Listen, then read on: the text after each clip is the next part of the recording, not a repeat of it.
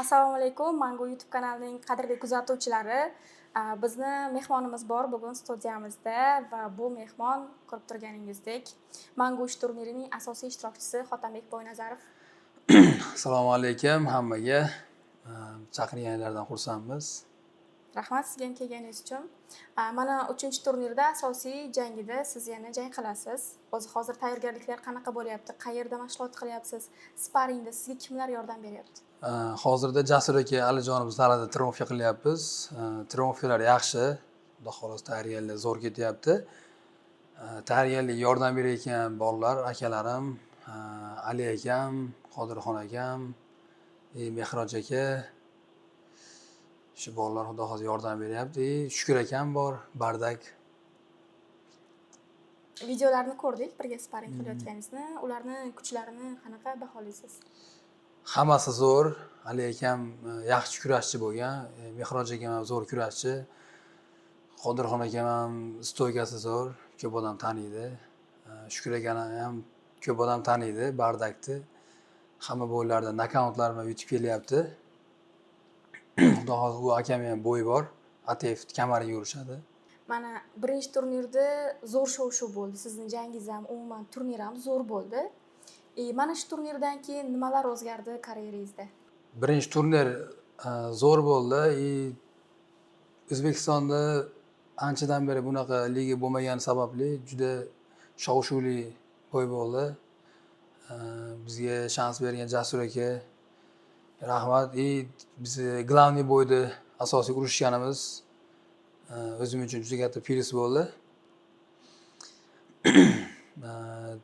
Ko'p odam tanidi. O'zbekistonda urishganim uchun oldin Abu Dabida urushardim, Arablar ligasida. Zo'r katta menga plus bo'ldi. Hamma tomonlama. Va sizdan hozir hamma UFC'ga o'tishingizni kutyapti. Va bilamiz boshqa ligalardan ham yaxshi gonorarli takliflar bor sizda. Lekin siz aynan Mangu ligasini tanlayapsiz. Nima uchun? Xudo xolasa shu Mangu ligani 3-ni o'tkazganimizdan keyin nasib bo'lsa UFC'larda kontrakt kelib bo'lsa ketamiz. Ko'p ligalardan menga takliflar tushgan. Maqsad shu bitta UFC. O'zbekistonda Mangu ligada urishim sababi men ko'p shou qilmayman, PR qilmayman. Shu sababdan ko'p odam meni tanimaydi. Mangu ligada birinchi turnirda urishganimdan keyin juda ko'p odam tanidi, bilmagan bildi. Xudo xolasa asosiysi meni vatanimdagi odamlar tanisa, vatanimdagilar meni qo'llab-quvvatlab duo qilsa, Xudo xolasa undan keyin bizga juda katta podдержка bo'ladi. Biz keyin dunyo arenalarida Xudo xolasa jang qilib, bayroqlarimizni balandlarga ko'tarib, shunaqa qilish niyatlaridamiz Xudo xolasa. Sizda deyarli negativ bo'lmagan kam sonli MMA jangchilardansiz bugungi kunda O'zbekistonda. Bunaqa hurmatga loyiq bo'lish uchun nimalar qilish kerak yoki nimalar qilmaslik kerak jangchilar? Meni bilishimcha birinchi o'rinda hammamiz musulmonmiz, ibodatda bo'lish kerak, namoz o'qish kerak. Endi namoz o'qib, Xudodan so'rab, to'g'ri yo'lda ota-onaning duosini olib, trenerlar duosini olib, tushunmagan narsalarni ota-onadan so'rab, trenerlardan so'rab, to'g'ri yo'lda borish kerak. Mening fikrim. Nimalar qilmaslik kerak? Qilmaslik degan narsa juda ko'p. Qasrni aytaychi. Asosiylari. Yomon yurmash kerak, rejim qilish kerak birinchi o'rinda. Vaqtida uxlash kerak, vaqtida turish kerak, vaqtida zalga borish kerak. Shunda natija bo'ladi.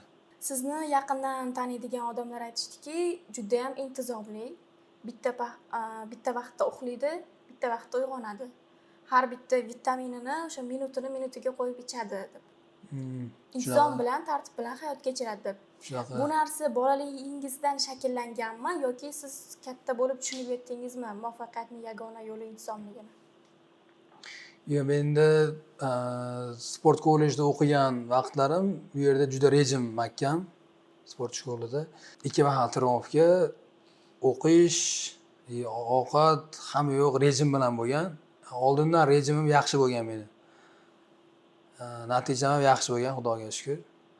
Birinchi o'rinda rejim. Sport shkolada 6 yil o'qidim. 6 yil bir xil rejimda biz o'qidik. Undan keyin ham mana MMA sohada ham iloji boricha o'sha rejimni mahkam ushlashga harakat qilaman. Bo'yga yaqin juda qattiq rejim qilaman.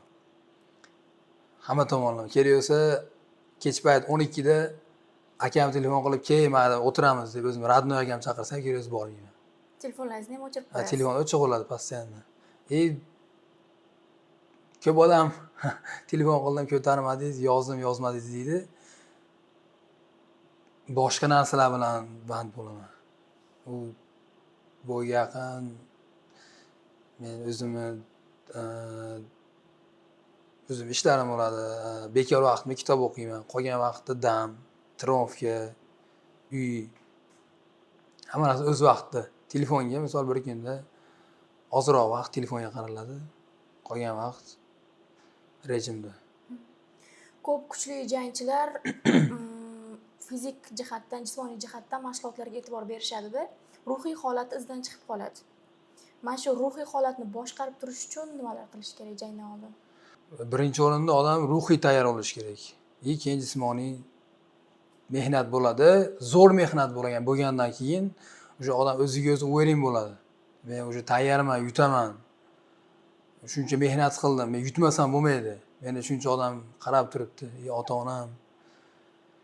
Men yutmasam bo'lmaydi deb shu o'zini ruhiy tayyorlash kerak. Trenorovkani qattiqroq qilish kerak. Trenovka zo'r bo'lsa, bu yoqda xudo xolasa natija bo'laveradi. Ruhiy holat ham shunga qarab. Shunga qarab. Misol tayyorgarlik yaxshi bo'lmasa, ertaga bo'yga chiqqandan keyin qanaqa urushaman degan narsa bo'ladi-da, chunki tayyorgarlik qilmaganda. Tayyorgarlikni hamma tomonlama yaxshi qilgan bo'lsa, hamma tomonlama tayyorman. Misol 10 raund urushaman, 5 raund urushaman. Tayyorman deb chiqiladi. So'nggi kunlarda o'sha ijtimoiy tarmoqlarda kun mavzusidasiz.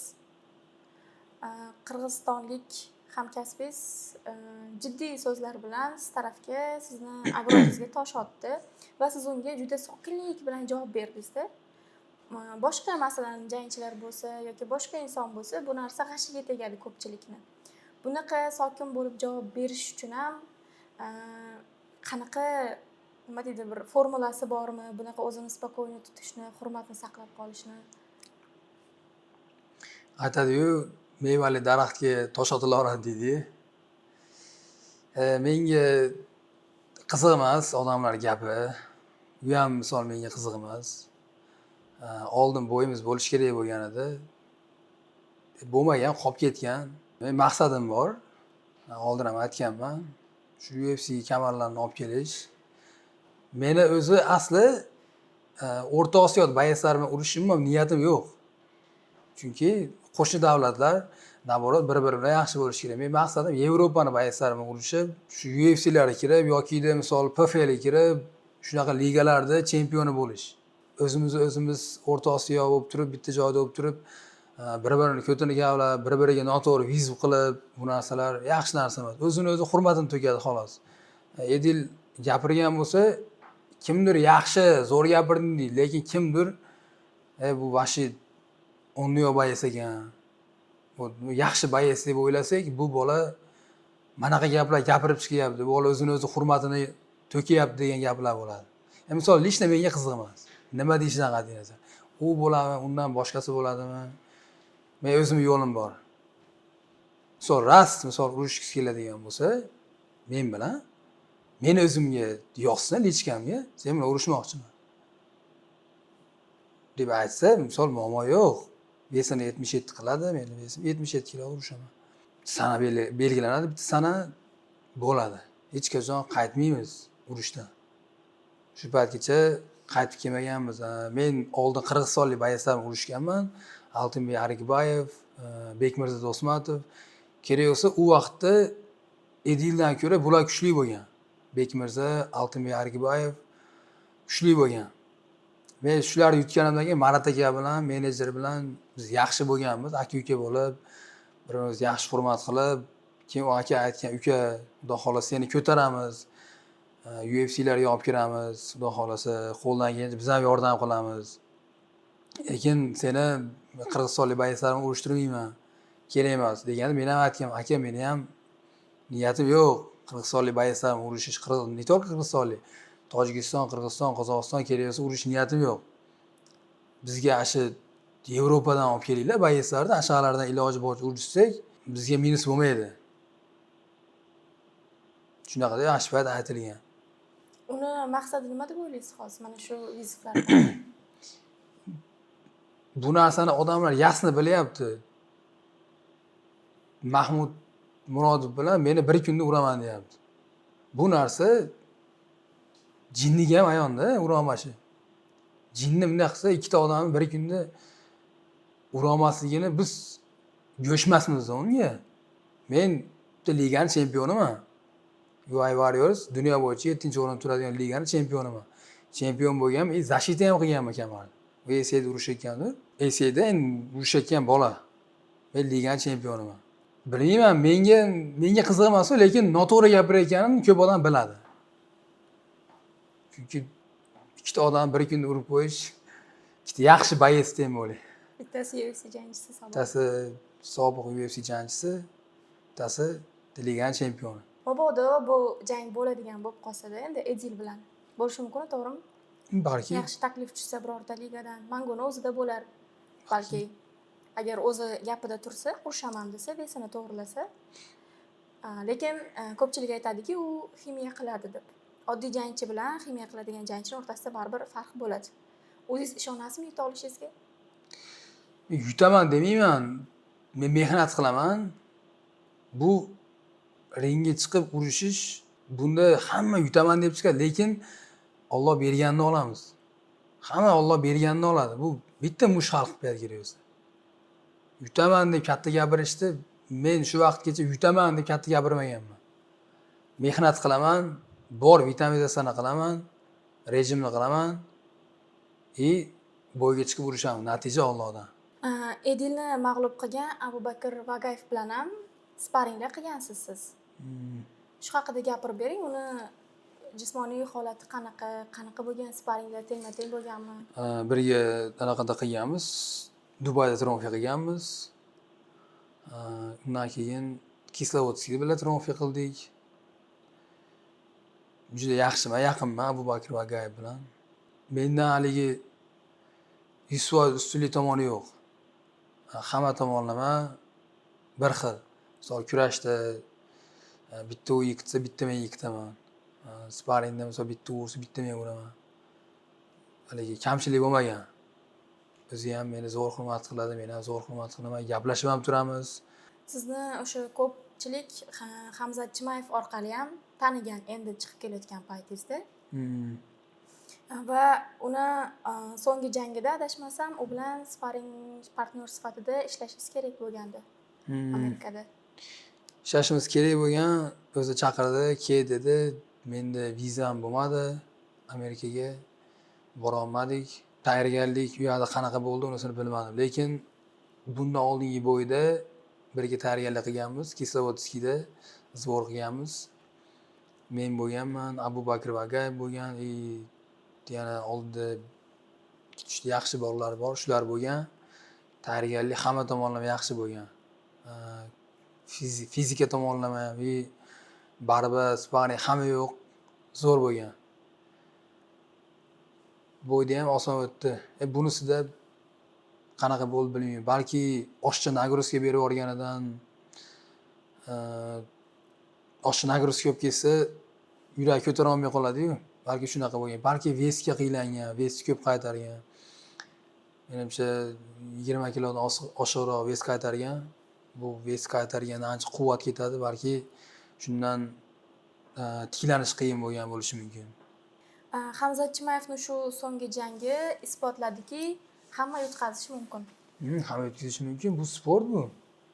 Hech kim kafolatlanmaydi. u hamma o'zini aytganini bo'laversa, bu hayotda odamlar nimalarga erishaveradi. Va sizda hozir mag'lubiyatsiz ketyapsiz. Har doim shu jangga chiqqaningizda g'alaba qilishni xohlaysiz, lekin mag'lubiyatni ham bo'yningizga olib chiqasizmi? Hamma narsa bo'lishi mumkin. Hayot bir xilda keta olmaydi-ku. Iloji boricha harakat qilamiz, Allohdan so'raymiz. shu natijani Alloh beradi. Mehnat qilamiz. Bu yog'i peshonamizni borini ko'ramiz-da. Sizda hozir Mango 3 uchun raqib allaqachon berilgan. Raqibingizni o'rganyapsiz. Qanaqa ekan muxlislarga bundoq ozroq tushuntirib bering sopernigingizni imkoniyatlarini va qaysi jihatlari sizga jangda xavf tug'dirishi mumkin? Men bitta bo'yini ko'rdim. Qo'l oyoq urishadi, qo'lda ham, oyog'ida ham zo'r. Kurashlari ham yaxshi. Endi o'sha ko'tarilgan sari baribir yengil sopernik chiqmaydi. Yaxshi soperniklar chiqadi. Sopernigim yaxshi. Qo'ldan kelgancha ishlayapmiz. Sizga o'xshab faqat jang qilib turib, shunaqa muxlislarga, shunaqa hurmat qilinadigan insonga aylanish uchun nimalar qilish kerak? Mana janglarga ham e'tibor beramiz, hech qanday shov-shuv qilmaysiz, ortiqcha gap gapirmaysiz, lekin shuncha muxlis bor. O'zingiz ham bir suhbatda aytgandingiz, fikr-xayolim faqat qanday bo'lmasin g'alaba qilishda bo'ladi, muxlislarning e'tiborini tortishda emas deb. Mana shu birinchi o'rinda ota-onaning tarbiyasi bo'lsa kerak. Ota-onaning tarbiyasi. Dadam juda spokойный odam. Og'ir bosiq. Menga ko'p gapiradi, og'ir bosiq bo'lgan. Har doim o'zingni bosib yurgan. Oldinlari jicha ko'chada tortishib, urishib shunaqa narsalar bo'lgan, hammada bo'ladi-yu. Mana shu paytlarni bir ikki marta dadam eshitib qolib, shundan keyin aytgan, urushmagin o'g'lim deb bir ikki qattiq gapirgandan keyin shundan keyin umuman ko'chada birorta odam kelsa, qattiq gapirsa ham aka uzr deb ketaveradigan bo'lganman. Dadam og'ir bosiq, iloji bor men dadamga o'xshashga harakat qilaman. Sizni ko'pchilik Murodxon To'rayevga o'xshatishadi. Bu narsa sizga qanaqa his beradi va qanaqa qabul qilasiz? Ko'p odam o'xshatadi Murod akaga.